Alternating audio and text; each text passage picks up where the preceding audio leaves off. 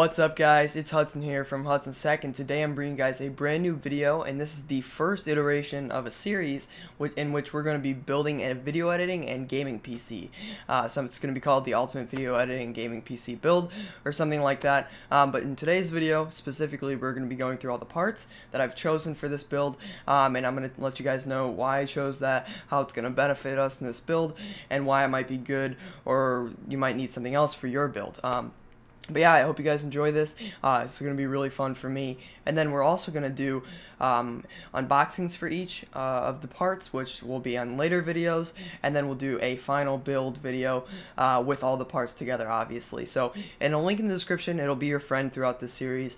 You can go through and see all the parts, and you can click on each one of those links, and it'll take you to buy that yourself. Or you can go to my PC part picker, which I'll have a link in the description to, and you can see the entire build, and they'll give you price to performance ratio, estimated wattage, all that kind of cool stuff. And then you can also, in the description, once I upload the unboxings for each video, so if you're seeing this in the future, or if you're seeing it right when I upload it, there'll be links in the description to each unboxing of the parts as well. So let's get right into it. I'm going to start off with the processor for this build. Alright guys, so for the processor of this build, we chose the Intel Core i7 4930K processor. It's a hexacore, which is 6 cores, 12 thread processor from Intel, using the 2011 chipset. So this thing is an absolute monster of a processor in terms of video editing. For gaming, it's way overkill, but like I said, this is a video editing and gaming oriented build. This thing comes stock clocked at 3.4 gigahertz, and it's got 12 megabytes of onboard cache. So that's a lot of cache for a desktop processor. Definitely something good. This is part of the Extreme series Intel processors. And yeah, I'm really excited to be using this thing. It's an absolute beast. Like I said, it's LGA 2011, which means there's no speed step, so it'll be running full blast all the time. So we're going to overclock this thing, and I'll get into that when we get into the cooler. But basically, this thing is awesome, and I'm very, very excited to use this. Alright, so as I mentioned, overclocking, we're going to be using the Corsair H100i liquid cooling unit to overclock our CPU. If you guys can see that. So this is the beast. It's a 2x120mm radiator, so 240mm. It supports Intel and AMD, lots of different chipsets that comes with all the components you need, and 2 fans. So if you bought other fans, you can run it in push-pull configuration. It's very versatile cooler. It even has an RGB Corsair light on there, so you can change that to match the theme of your case. But the main idea behind this is to basically cool the CPU down to a comfortable level, but also be very, very quiet. So the more fans you have, the lower RPMs you can run them at, and therefore it'll be quieter. And that's why we've got a dual radiator instead of a single radiator. Or a dual 120 versus a single 120. So that's what we want for that. And also, you'll see Corsair is kind of like a theme in this build. That's because the Corsair Link technology, it's really, really cool. It allows you to basically go in there and see the temps, the fan speeds, and you know, kind of get a whole overview instead of opening multiple applications at once, which I really, really like. And they also have great warranties, and they're a great company overall. So that's where we went with lots of Corsair stuff, but you guys will see that later down the line. That is our liquid cooler. So this thing is a beast. This is our Asus Sabertooth X79 motherboard. It's a socket 2011, just like our Intel Core i7 4930K processor is. So it'll support that. It's got all the PCI Express lanes we need. It's got all the SATA 6 gigabit per second that we're going to need. Lots of USB 3, all that connectivity. It's got eSATA. It's got all kinds of stuff. You guys will see that more in the unboxing, but this is just a quick overview. You guys can see the box a little bit here. It's very, very cool. They kind of explain all the different tough components that this thing has.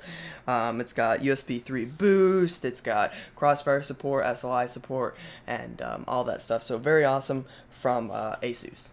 Alright guys, so for the RAM in this build, we're going to be utilizing 32 gigs of Corsair Dominator Platinum memory. I'll get to 32 gigs in a second, but this is running at 1866 megahertz, so almost 2 gigahertz, using the XMP profile in the BIOS. So it's very easy to overclock.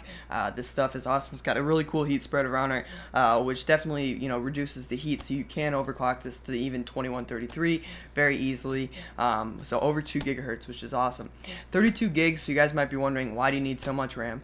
Well, first of all, this is a 4x8 kit, so there's 4 DIMMs, each 8 gigabytes. the motherboard supports 8 DIMMs, so I could even have 2 of these kits if I wanted to support up to 64 gigs of RAM.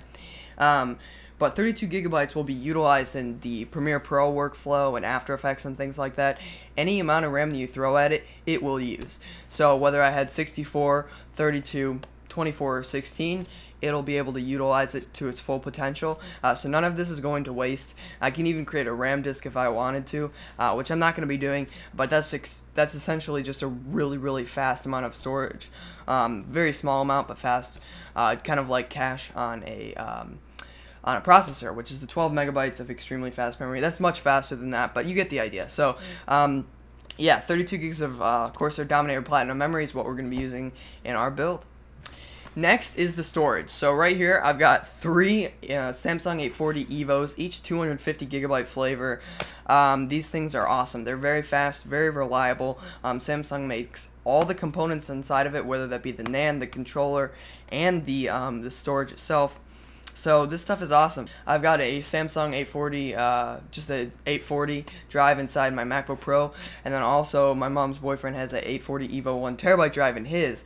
So we've had great success with these. The reviews on them are awesome. So I decided to get 3 of these. What we can do is use 2 of them in RAID 0 for our boot drive, whether that be Windows 8 and Mountain Lion. We could partition it that way, and then also have one as a scratch disk, or Mavericks I meant, but one as a scratch disk. So we've just got all kinds of room to play with, like 750 gigs of SSD storage.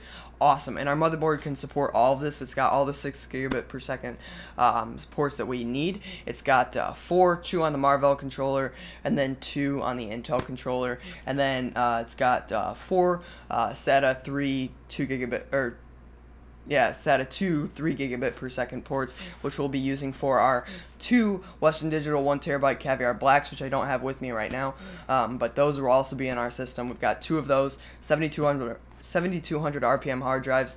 Those things are very reliable. We're using those for redundancy and backup. So that's basically what those will be used for, and that's our storage for this build. Alright guys, so for the graphics card, I wanted to get something epic. It was the first gaming PC I've ever built, the first PC I've ever built, and I wanted it to have lots of CUDA cores for Premiere. I wanted it to, be clocked very high. I wanted to play all the games at, 1440p and just be a beast of a card. So we went with the EVGA GeForce GTX 780 Ti by NVIDIA, the super clocked edition.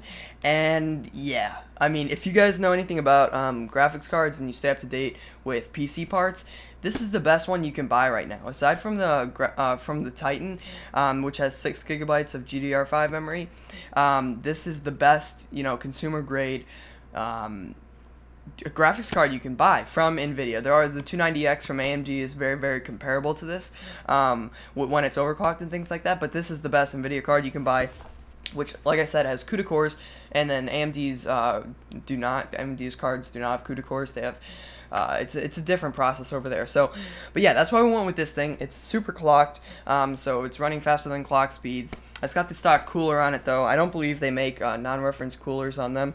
The stock one is beautiful. I really like it, and you guys will see that in the build. But this thing will be able to support high-end displays, like 2560 by 1440, multiple of them, 4K displays, multiples of them. It's got 2 DVI ports on the back, 1 HDMI, and then also 1 display port. Like I said, it's got 3 gigabytes of GDDR5 memory at a 384-bit memory interface. It's clocked at 7 gigahertz, I believe, which is just stupid fast. It's faster than the Titan. And then also it's got, that's the memory. It's clocked at 7 gigahertz. And then also it's got 2,880 CUDA cores, which is a lot of CUDA cores. And so for the Mercury playback engine in Premiere Pro, it's gonna fly. And I'm really excited for that. This thing will play any game, and I'm very excited about it. Alright guys, so obviously we need a lot of power for this build. That graphics card eats up a lot of power, the CPU overclocks can eat up a lot of power, multiple fans and things like that. It's going to be around 600 watts, maybe at, full load. But I wanted to go with a bit of an overkill power supply so that we could use, we could definitely upgrade and things like that. So I went with an AX1200i. which is a 1200 watt power supply in the name, by Corsair. It supports the Corsair Link. It's 80 plus platinum, and you guys are like, holy crap, that's so overkill. Yes, it is. And like I said, the reason being, I wanted a lot of headroom, so if I want to throw in another 780 Ti in there, I want to put in another couple of hard drives, 64 gigs of RAM, I won't have to worry about, upgrading the power supply anytime soon. This thing's got lots of cables included. It's all fully modular power supply. They're all braided really nicely black and individually sleeved, so I'm really excited about this. It's a beast, and obviously it fits the theme of our build. We got all super high-end components, but that's the power supply. Like I said, it's 80 plus platinum, so it's going to be giving high-end power to our high-end components. I don't want to skimp out anywhere. So that's the reason for that guy, and 1200 watts is a lot of power. Obviously, we're not going to be using that much, but it's very, very efficient, and the fan won't even turn on if it gets to like 40%, or that's when it does turn on, so it's going to be very silent as well. Alright guys, and then the last part of the build essentially is the case, which I can't really show to you because it's a giant box and I don't really have that much space for it, but you guys will see that in the build video. It's the Fractal Design Define R4 case. It's a very silent case if you haven't heard of it. It's very popular as well. But it's silent. It's the black pearl version with a window. It's a side panel window. It's very elegant. It's just super clean looking. It's got one front panel that's brushed aluminum. It's got a door on it. Supports two 5¼ inch bays, and then it's got a front radiator mount and all this stuff, and I'll show you guys that later on. But it's got all the PCI Express we need, and then obviously the rear I/O, all the fans that we need to install it. The hard drive bays are movable. You can move them around and remove some of them, so you'll also see that in the build. But this thing's very versatile, and it'll be great for our build because it's silent and it looks really, really nice, especially with that window on there. I didn't want to get the full covered side panel, even though that might be a little bit quieter. I want to be able to see the build, obviously, with these sweet components that we've got inside. And yeah, the next thing is peripherals. Okay guys, so if you haven't seen, I already unboxed the Corsair K70 keyboard, the Vengeance keyboard, on my channel already, so you want to check the link in the description for that. That video's already up, as well as check the description for all these videos if this video's been up for a month or two, or you might be watching this in 2015, who knows. But yeah, check the description for those. And then also here's the Rat 7. This is the Mad Catz Rat 7. Used to be Cyborg, I guess. I don't know, they changed the name on that. But anyways, I had the Cyborg Rat 3, the Mad Catz Rat 3, for a while, and I still love that mouse. It still works, but I wanted to upgrade a little bit, so we went with the Rat 7. This thing's very customizable. It's got, you can take out weights. You can add different rests for your pinky, for your thumb. You can change out this back plate to make it more grippy. It moves back to fit all size hands. It's very cool. It looks like a Lamborghini mouse, and I like it, so that's why we went with that. It's got a high DPI, and I really, really like this mouse, so that's why we went with that one. And yeah, so that's pretty much the entire build. Alright guys, so that wraps up the first video in this series. If you enjoyed it, please give it a thumbs up and share if you want. Tell your friends to come check out this series. It's going to be fun, and like I said, there's lots of videos coming soon. If you guys want to check the description again, lots of videos coming soon, so please come back to it and check that out. Also subscribe if you haven't already, and yeah, if you guys have any comments, questions, whatever, leave that in the comment section down below. I'd love to, hear about your guys' build, or if you want to do one, if you have any questions, or if you have any suggestions for me, that'd be cool.